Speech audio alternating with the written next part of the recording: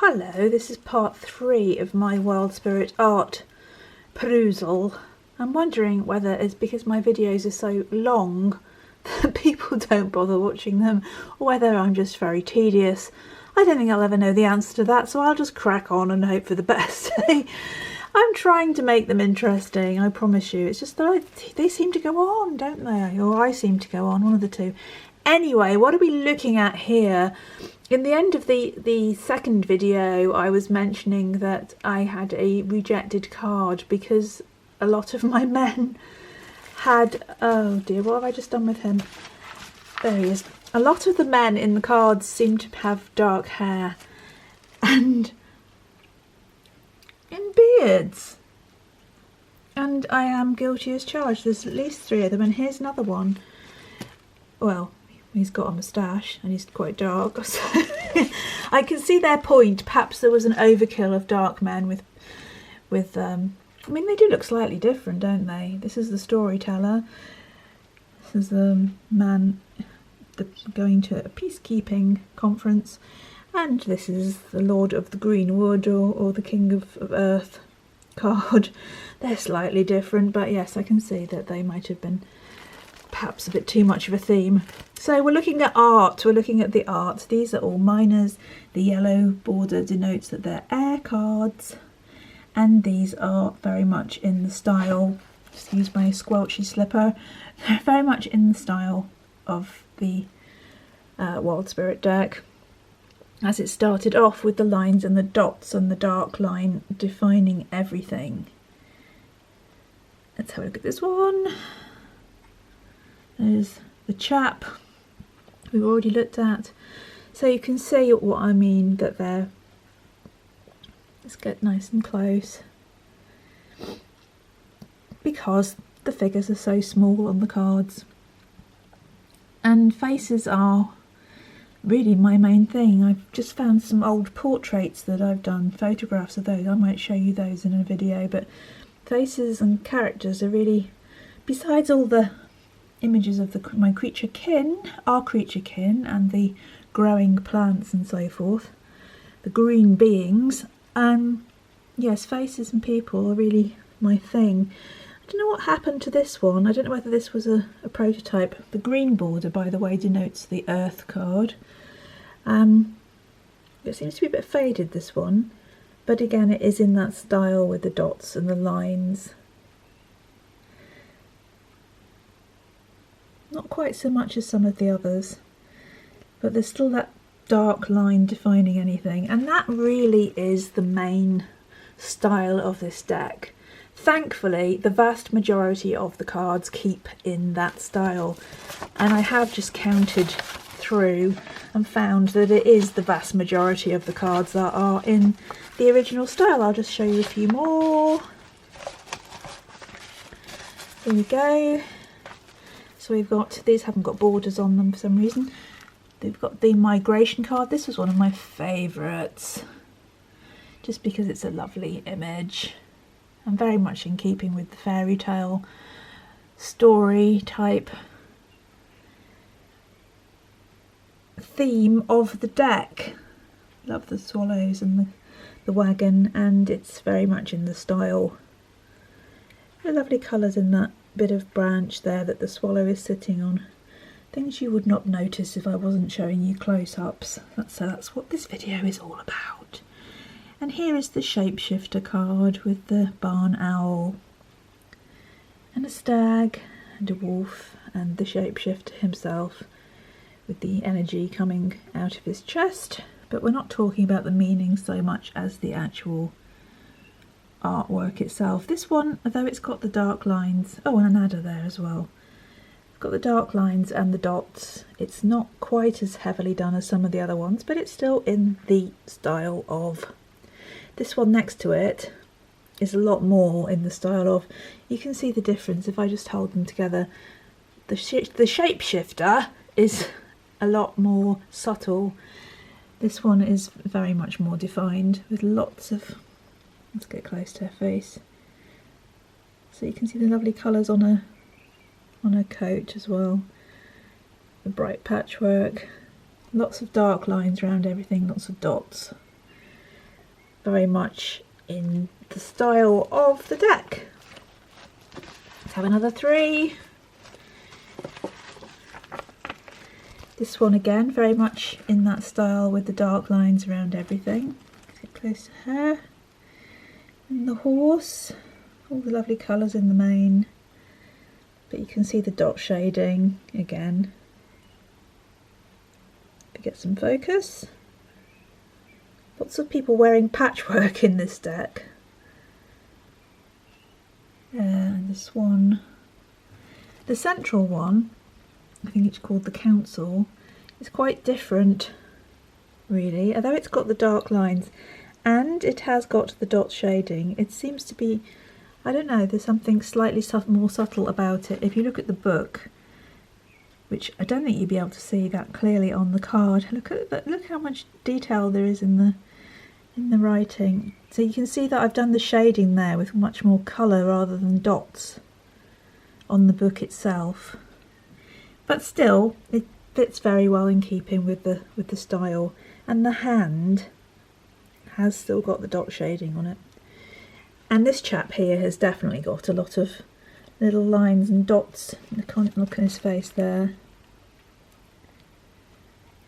The dot shading to denote him, the crease in his eye, and so forth. So most of the cards do keep very much in that theme. Here's another 3 from the Miners.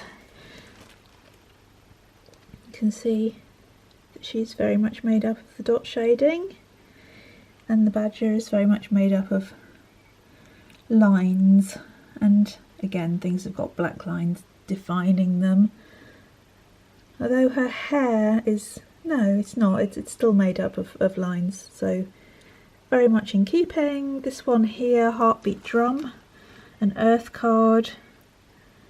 The foreground certainly, and the drum, they've all got the dot shading and the black lines defining. She definitely has around her. Definitely got the black lines, but the background with the round barrows, that's quite different. That's moving towards the other style where the dots and the lines aren't there, and it's more subtle and defined by colour rather than line and dot. But this one, which is Spiral Dance, I think, definitely in the Wild Spirits style with the dots. I mean, he's completely, this chap here, you look at his legs, he's completely made up of dots. All of his shading, all the definition on him is created by just tiny dots. And same with her. And the thick black line around the edges of them and the thrush. So it's there, you can see the differences if you just compare it to the background there, and then you look at them. You can see where the style was slightly shifting, but generally, as I said, most of them. Here's 3 fire cards. These 3 are definitely in the dot and line tradition of the deck. This is Flame, I think. You look at the detailing on the candlestick, the colours, all the different colours that are in that candlestick. You'd never pick that up on the real card, I don't think. And the colours were much more vibrant, I think, on my creations, but you could never tell how the printer is going to interpret them. So let's just come back up here. It's not focusing, is it? May as well go back in again. So you can see all the dots and the heavy black line around this chap in lamplight. Fly agaric, mushroom, and the hedgehog, very defined by lines and the black. Little fly agaric mushroom. They're quite nice, aren't they? I mean, not to eat or anything, but they look lovely. And his little lamp. And finally, this one, which is Illness, which is totally made up of dots. Tiny, look at that. You see them all. That was a black and white drawing. It started off as being an illustration in my Season of Sorcery book. So it was completely black and white and absolutely created by dot shading. So there's another 3, quickly with another, oh, put that one on top of there. Yes, there's a blaze, I think this one is called. No dot shading on that one, but it's very much defined by black lines and colour. This one is lovely. This is Illumination. This was again taken from a black and white dot shaded drawing and coloured. It's very nice. The colours are lovely on that, I think. What do you think? But she's nice, a lovely central figure as well. But you can see the black lines around everything and the dots. And this one seems to have faded a bit, but it is still the same principle. With all those spirals are made up of tiny dots. And the energy coming out there. And there's the egg at the bottom. And last lot, I think just those, is it just 3? There we go. What's under there? Nothing. Yes, here's the last 3. So this one will be hovering, again the black lines. And you can see on the mouse is made up completely. I don't know what's happened there. Why is his snout been chopped off? I don't know. Maybe this is a prototype version. He's completely made up of little tiny lines to give him definition and then coloured over. And this one is hovering, which has got very thick black lines around everything and lots of line shading to give it definition. So very much in the style. And finally, Cauldron. She's totally dot shaded. Look at that. You'd never see that on a card. This is what I'm doing these videos for, so that you're getting this further insight into the art, and maybe you've never seen it before. And if you look at the flames are totally defined by dot shading under the colour. So that was really how I was working at this stage. And the same with the walls. They're made, the bricks of the stones of the walls are all dot shaded and then coloured over. So that's the predominant style of the whole deck. And before I move on, these were two more. Did I do this one already? I don't know. This is another reject from I think there was 3. She's a reject. I think it might be because she's actually showing her breast and they didn't like that. I don't know, or whether she just didn't fit. But she was very much in the same style. And so was she. And the Kingfisher.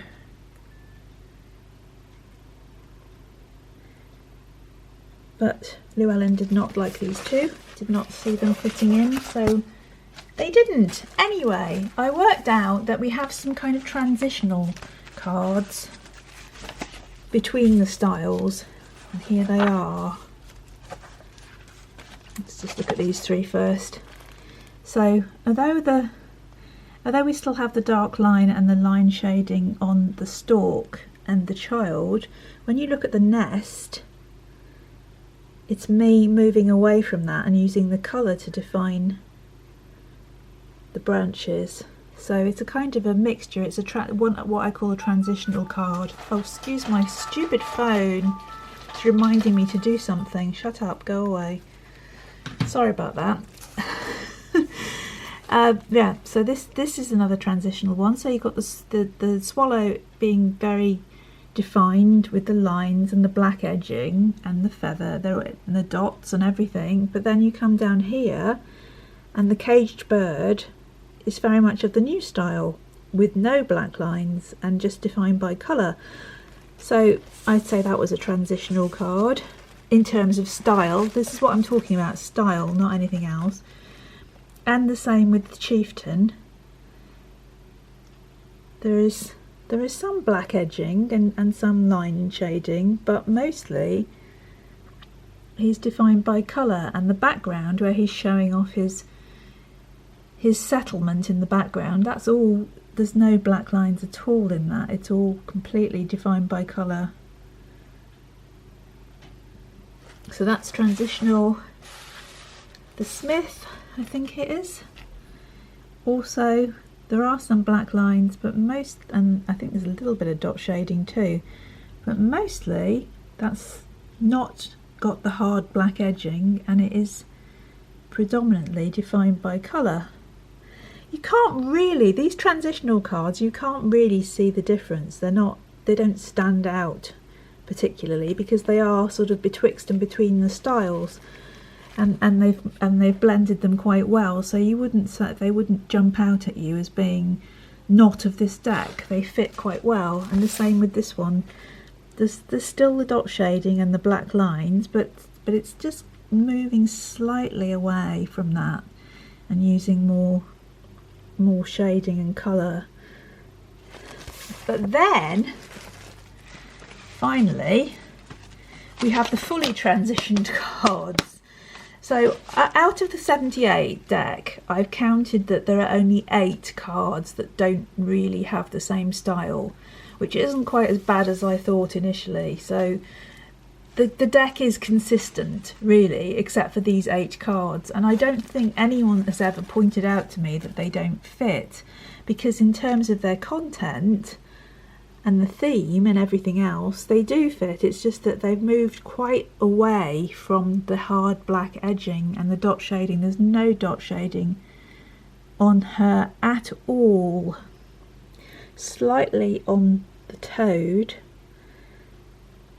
and slightly on the J, but mostly, especially the castle in the background, it's more it has gone into the wild spirit, it's gone from the wild spirit style into the everyday enchantment style, and so this one must have been towards the end of the deck when I was creating it.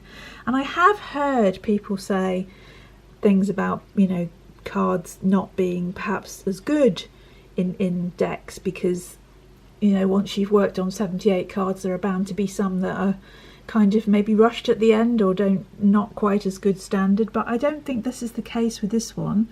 The standard is anything probably better. It's just a different style that you could, if you were going to be, you know, pernickety about it, you could say, well, it doesn't really fit with the rest. I don't know. I think it's just, for me as the artist, I'm aware that it's not the same. So maybe for you it doesn't matter. I don't think it does in terms of its content. It's just, to me, it stands out that it's not of the same style. Same with this one, Fairy Queen. No dot shading on her at all. This one has faded quite a lot. As you can see, I'm using the colour to define the hair and the unseen spirit there. Spirit being, unseen being, whoever, companion being, otherworldly being. Anyway, it's very different and much more of the everyday enchantment style. And the same with the Wild Witch one. She's got no dot shading on her at all, no hard black lines. The only reference back to the other style is on the owl's wing, where you can see there's some black. I'm very pleased with that bit of owl's wing, actually. It's quite nice. I like the card very much, but it would fit with the everyday enchantment deck, wouldn't it? I really feel like I'm being a bit stupid here, pointing out to you things that you might never have noticed before, and maybe making you not like the deck as much. But I like to be honest and transparent about what I do, and it's bothered me for a while that there are these cards that don't quite sit with the rest of them, even if they do in terms of theme. In terms of style, they don't, and so I'm sure other people must have noticed it. So I'm just being upfront about it and explaining why that happened. These were created towards the end of the deck, and I'd moved away from the original style, and probably I just couldn't make them fit into the original style. This is how I was working. I mean, a couple of years had passed between me starting off on the Wandering Minstrel and ending up with these. So yeah, it was difficult. With the Everyday Enchantment deck, even though I was working on that for years and years and years, the style remained totally consistent because I was aware of the mistake I'd made with this deck. And when this deck is revamped, it won't look like this. Now I've got to stop because I've come to the end. I'm going to have to make another video. Thanks for watching. Bye!